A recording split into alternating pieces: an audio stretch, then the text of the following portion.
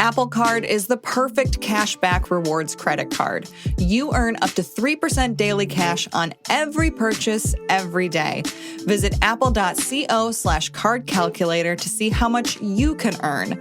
Apple Card issued by Goldman Sachs Bank, USA, Salt Lake City branch. Subject to credit approval. Terms apply.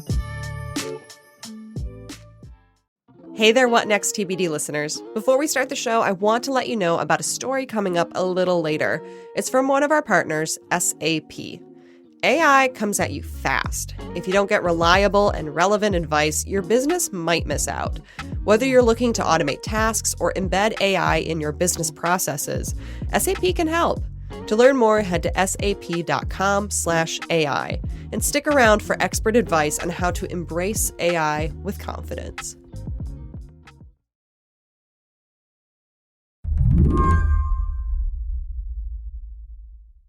2023 was the year of the union.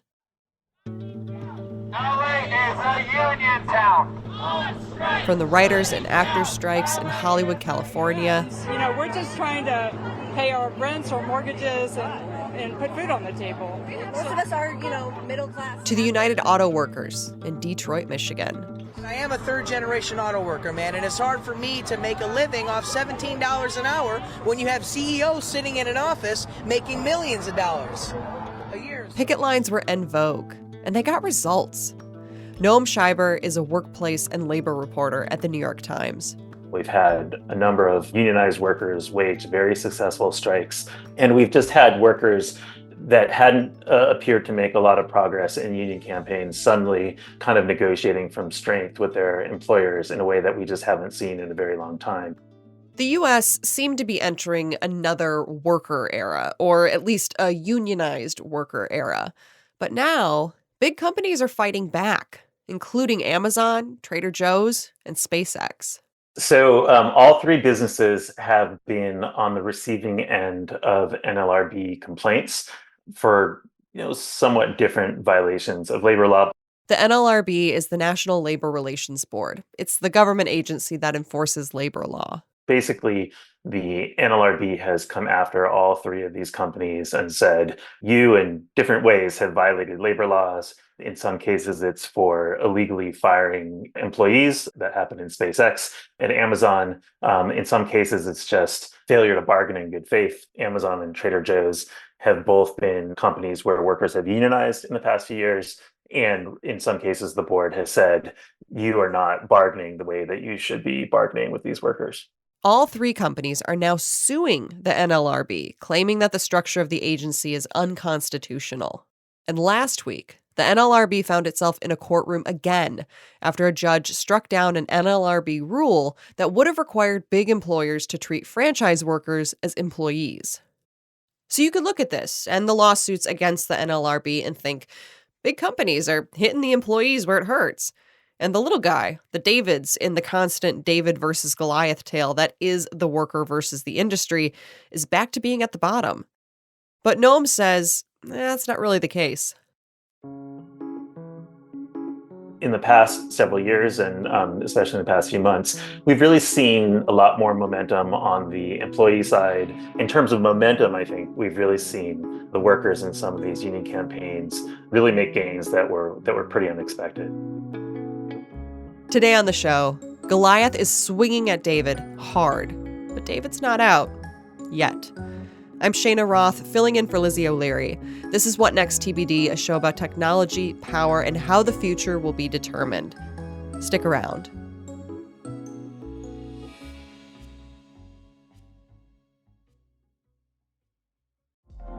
Apple Card is the perfect cashback rewards credit card.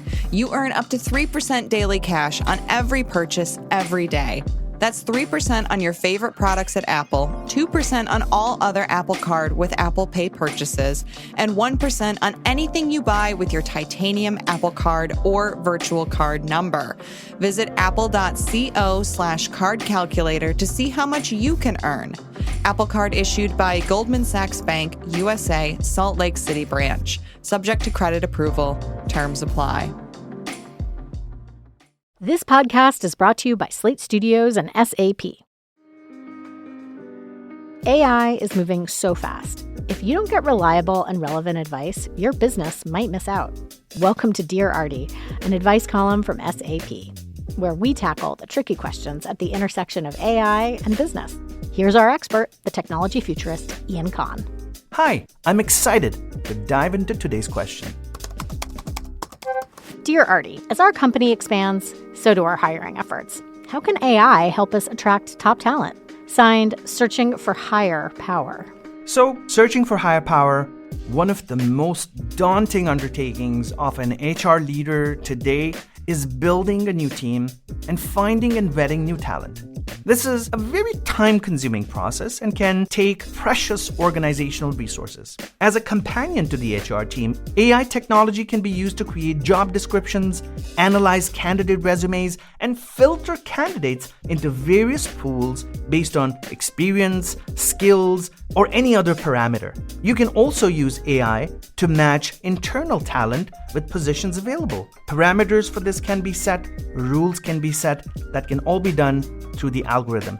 There are so many things that we as humans could be not looking at that AI can do in a matter of seconds. Embrace AI with confidence. Head to sap.com/AI to learn more. You have described the labor movements and machinations within the last few years as a play in three acts. So in late 2021, employees at huge companies like Starbucks and Apple started unionizing. What was going on at that time? What was it about 2021 that really kicked this off?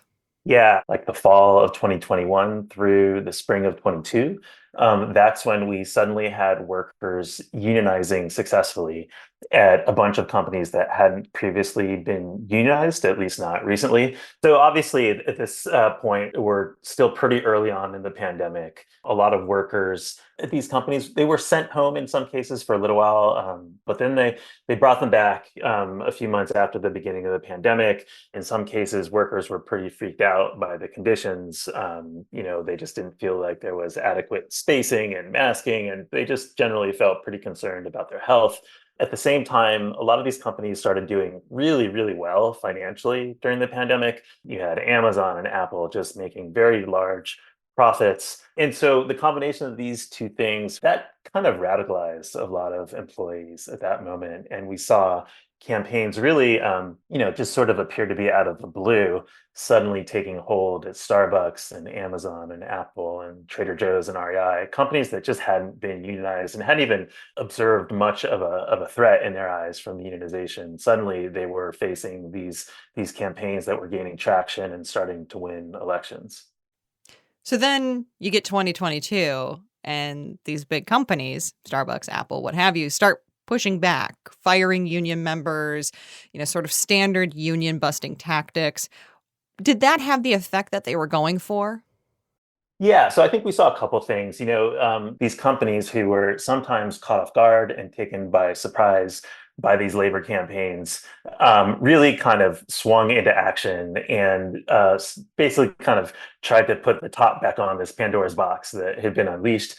They did a whole variety of things. In some cases, they raised wages. They introduced new benefits. In other cases, they allegedly fired and disciplined workers who had been involved in the union organizing.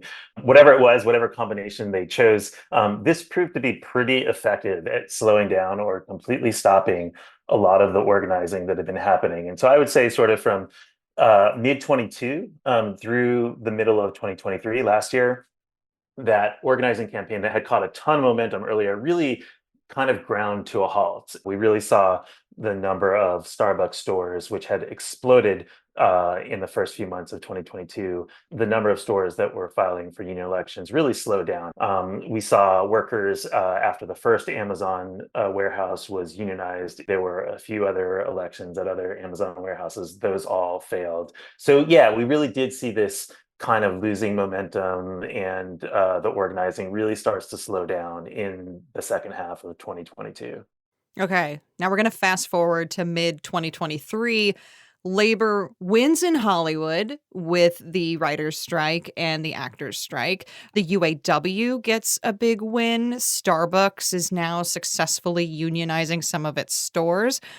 What is the state of the labor movement from that point on? Yeah, I think you really see this swing in the other direction where we really did see things start to move forward again pretty quickly. It just kept sort of moving across different industries. A lot of workers, say at Starbucks, were paying attention to what was going on with the actor strike, and the auto workers were paying attention to what was going on at Trader Joe's and Amazon. And at one point last fall, in the fall of 23, I did a story about doctors, private sector doctors who were unionizing for the first time really in large numbers. And when I would ask the doctors what they were paying attention to in the news, they would tell me the same things. You know, we were watching the auto workers strike or watching the Hollywood strike. So we suddenly see this kind of worker consciousness that was crossing class and education and a whole variety of industries. And so I would say now we're in another moment where the workers and the unions really do seem to have more momentum. You've argued that workers are the ones sort of on top right now. And I feel like that's counterintuitive to what a lot of people are thinking when they think of these companies. Like, I feel like a lot of people are probably like, well, nobody's got more money than Amazon. How can they not be the ones on top? So, talk us through that argument that the workers are the ones with the power right now. Yeah, I would put it less as with the advantage or the power. As I say, I think the employers have a ton of power, both in terms of financial resources and in terms of labor law. But I do think that there is a kind of momentum shift toward workers and toward employees who are trying to unionize now. I want to shift gears a little bit and dig into the NLRB, which is the National Labor Relations Board. So, while several companies are facing union efforts, Amazon, SpaceX, Trader Joe's, they're making arguments that the NLRB is unconstitutional. Why are they saying the board is unconstitutional? And do they have a case? Yeah, it's a really great question. So I should point out at the outset that the NLRB was created in 1935, and 2 years later, the Supreme Court ruled on its constitutionality and affirmed it. So the reigning precedent goes back almost 90 years, and it's favorable to the NLRB. These employers are making a number of like pretty esoteric arguments about the board's constitutionality. One is that apparently in the Constitution, if a court is going to apply certain penalties or seek certain legal remedies, then the defendant in that trial or that case is entitled to a trial by jury. And the argument is that, well, the cases that are brought before the NLRB, there's no jury. So that's one argument. There's another argument that basically has to do with separation of powers doctrine in the Constitution. And again, this stuff gets pretty weedy and esoteric pretty quickly. But I think the argument there is that the NLRB is part of the executive branch, and the president is the head of the executive branch. And as such, he should be able to remove NLRB judges and NLRB board members pretty easily. But the way the NLRB is set up, it's very difficult for the president to actually remove these judges and remove these board members. And so that violates the Constitution as well. So as you can tell, it gets pretty technical, pretty esoteric. And none of these arguments have really been made for decades. But in the past few months, we've seen them proliferate across employers. I mean, it sounds like this board is, for all intents and purposes, a political board. The board members and general counsel are appointed by the president, they're confirmed by the Senate. So there's just this constant shift in what the board wants, its views, depending on whether or not it's majority Republican or Democrat, which seems like a frustrating way to determine labor rules. How powerful is this board really? You're absolutely right that the decisions that are handed down by the labor board and the rules that are put forth, they do often change from administration to administration. And that can be very frustrating and unpredictable for employers. This rule that we talked about a little while ago, the joint employer rule, I remember writing a piece in 2016 at the end of the Obama administration saying, the labor board had really shifted this joint employer doctrine And then a few years later, when Trump was president, they changed it back. And so I wrote another piece, and then Biden came in, and he then changed the joint employer doctrine again to make it more favorable to workers who were arguing that they were employed by large companies like McDonald's, not just by a franchise that happened to hire them. So this stuff, it does bounce around quite a bit. It's not necessarily unique, but it does at the NLRB, it can shift very, very quickly. There's not a lot of like inertia in these rules, and that can be kind of dizzying for both workers and for employers. When we come back, could the election bring all this momentum to a grinding halt?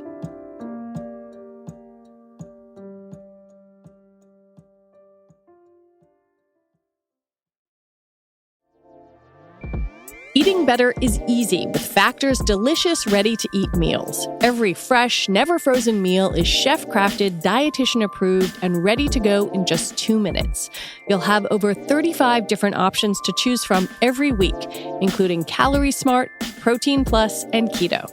Also, there are more than 60 add-ons to help you stay fueled up and feeling good all day long. What are you waiting for? Get started today and get after your goals. Fuel up fast with Factor's restaurant-quality meals that are ready to heat and eat whenever you are. There's no prepping, cooking, or cleanup needed. You can get as much or as little as you need by choosing your meals every week. Plus, you can pause or reschedule your deliveries anytime. Factor is less expensive than takeout, and every meal is dietitian-approved to be nutritious and delicious.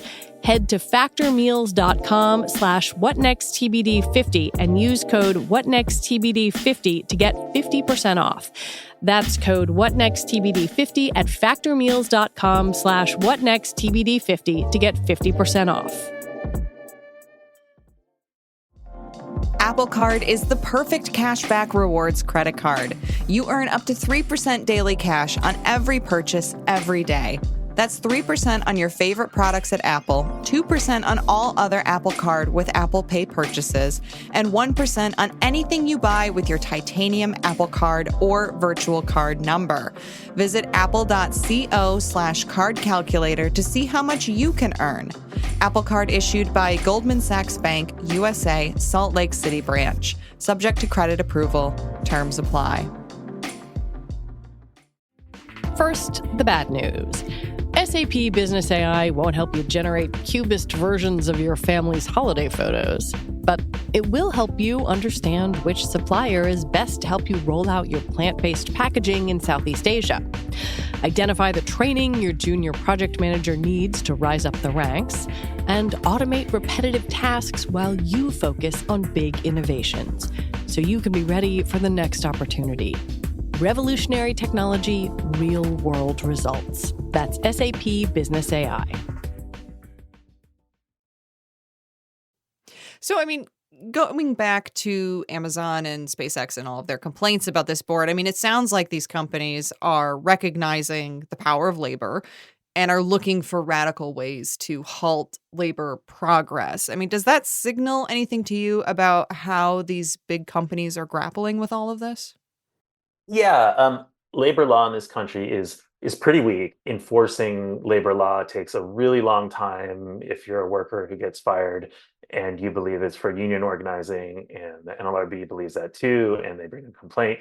It can literally take years for you to win and for you to be reinstated. The point of the NLRB was to preserve labor peace. You know, we had all these like crippling strikes in the 1930s, and a lot of employers said enough of this. And so part of why a lot of them bought into it was that this could bring peace and make the workplace and make their business less vulnerable to disruption. So this is a system that has worked for employers for many, many decades, and for many, many decades they've been, you know, on balance, pretty satisfied with it. So I think if you have a system that has been pretty favorable to employers and has worked pretty well, and suddenly employers are starting to turn against it and really questioning its basic foundations, then you have to wonder, well, what's going on to change their view of this? And I think given some of the traction that these union organizing campaigns have gotten, my read would be that suddenly this system that looked like it had worked pretty well for employers for many, many decades maybe doesn't look like it's as favorable to them anymore. And so suddenly there's this questioning of whether it's the right system for our country. Can labor sustain this momentum through 2024, do you think? I mean, what is all of this heading toward? I think we have a number of things that are going to kind of determine which way this goes in the next several months. One, as I mentioned, is the United Auto Workers Union. They have a few elections that are likely to come up at companies like Volkswagen and Mercedes. And if those go well, I think we could very easily see a wave of union elections, successful union elections across a whole number of other automakers, and that could easily spread to other manufacturers. And I think the second thing to watch for is there are now 400 stores or so at Starbucks that are unionized. They are going to try to negotiate contracts for all those workers at all those stores, and also settle on a process that will allow workers to unionize at other stores without opposition from the company. And so that, we could just see a wave of union organizing across Starbucks, across other fast food companies, if that comes to pass. In the other direction, I think the presidential election campaign is really going to be an important factor here as well. Yeah, I mean, it seems like, given how political the NLRB is, whoever has the White House sort of controls labor to some extent. I mean, and if it goes to the right, I mean, what are the specific changes that you think that would cause for the momentum that a lot of the workers have gotten? When Donald Trump was president, his appointees to the NLRB were less sympathetic to unions in their interpretation of the law, whereas Biden's NLRB and the general counsel of the NLRB has been much more sympathetic to unions, has been much quicker to bring complaints against employers to accuse them of breaking the law. And so this election could have real consequences for the direction of this organizing burst that we've seen in the last year or two. But all of that said, if you don't have real bottom-up energy, if you don't have workers who want to take the risk and who really see a benefit to unionizing, if you don't have workers who can look at other workers in other industries who've done this successfully and provide a model for how to do it, even the most sympathetic NLRB in history is really not going to get the job done. Noam Scheiber, thanks for coming on the show. Yeah, really enjoyed it. Thanks for having me. Noam Scheiber is a workplace and labor reporter at the New York Times. And that's it for our show today. What Next TBD is produced by Evan Campbell, Patrick Fort, and Anna Phillips. Our show is edited by Paige Osborne. Alicia Montgomery is Vice President of Audio for Slate. TBD is part of the larger What Next family. TBD is also part of Future Tense, a partnership of Slate, Arizona State University, and New America. If you're a fan of the show, I have a request for you. Become a Slate Plus member. Just head on over to slate.com/whatnextplus to sign up. We'll be back next week with more episodes. I'm Shayna Roth, filling in for Lizzie O'Leary. You can find me on Instagram and Threads. I'm at Shayna R. Same for X, though to a much lesser extent. Thanks for listening.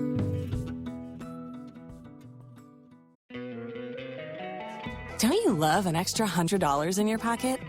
Have a TurboTax expert file your taxes for you by March 31st to get $100 back instantly.